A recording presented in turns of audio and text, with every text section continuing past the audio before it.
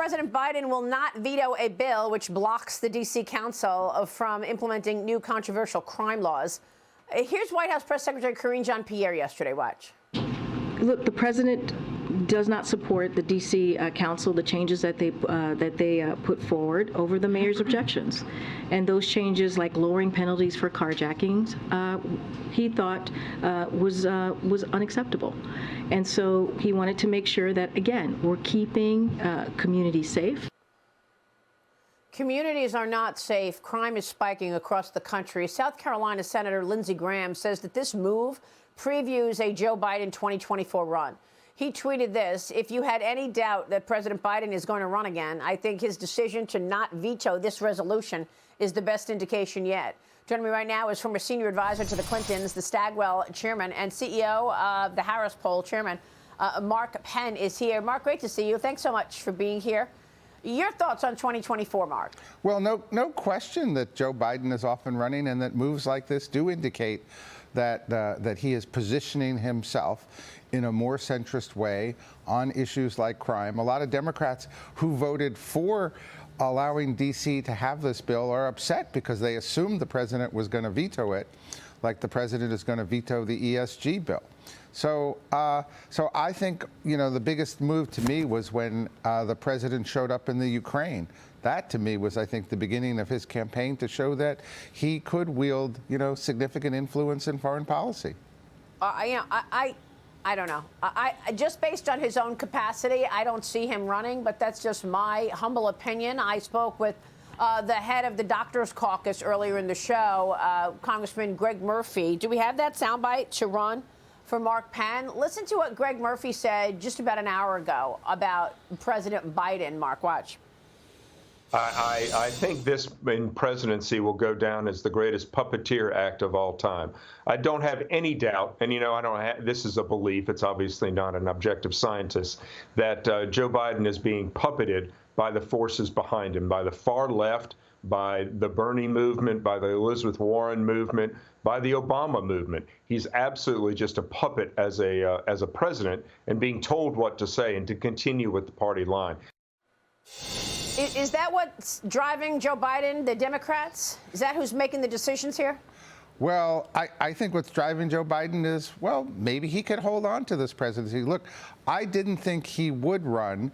Everything looks like he is at least trying to run, and I don't think really he's going to wind up with the nomination. He's only polling about 35% when you ask Democrats, should Joe Biden be the Democratic nominee next time? So he has a lot to prove to even Democratic voters that he should be given another chance here, because they smell a potential loss if he stays at the head of the ticket. Yeah, let's talk about the other side. President Trump and 2024 hopeful Nikki Haley both speaking at CPAC this weekend. The big CPAC gathering is underway. President Trump will give the keynote address on Saturday night. Meanwhile, Florida Governor Ron DeSantis is going to skip it. Mike Pence is also skipping it. They're both skipping the event as President Trump takes the podium.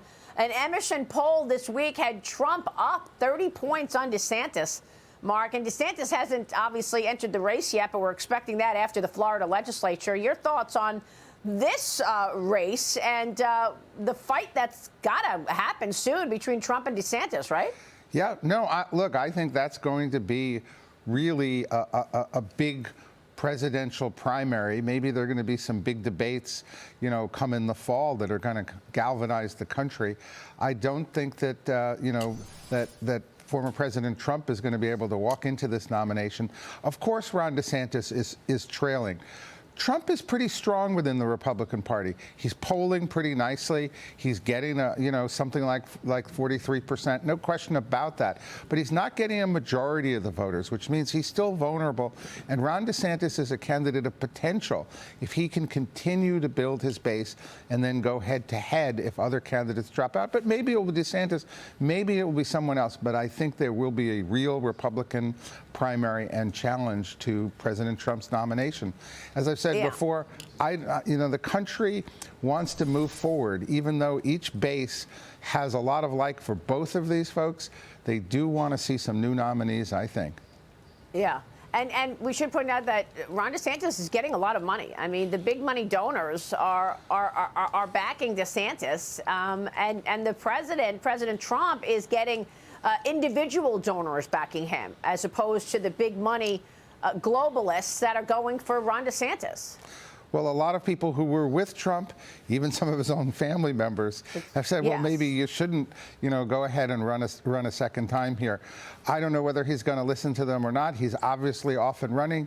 Biden is off and running. I think we're going to wind up with 2 primaries. I think we're going to wind up, Maria, with an incredible political season like you have never seen in your lifetime.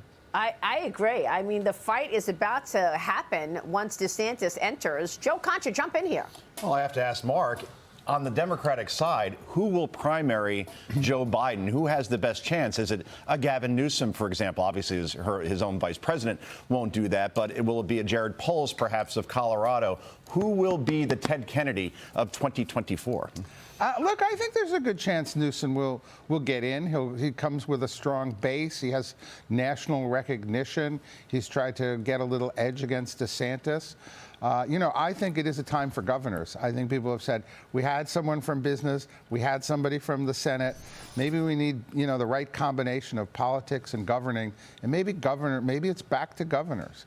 So that's a good point, because you got, Kristi Noem is looked at sometime. You got Glenn Youngkin. I don't know that he's going to throw his hat in the ring. I spoke with him on Sunday. It didn't sound like it. But Mark, from all of your polling and all of the information that crosses your desk, what strikes you most right now about this political season? That the voters are unhappy. They're unhappy with the economy. They're unhappy with the presidency. Interestingly, what you pointed out before, are they really voting for the candidates, or are they just voting for parties? How did we wind up with a senator in Pennsylvania who couldn't possibly do the job, and a president who most people question whether he could do the job either?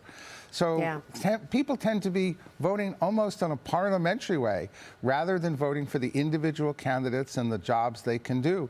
And this presidential race has got to shake that up. And I think, the country, more than anything else, is looking for some good leadership.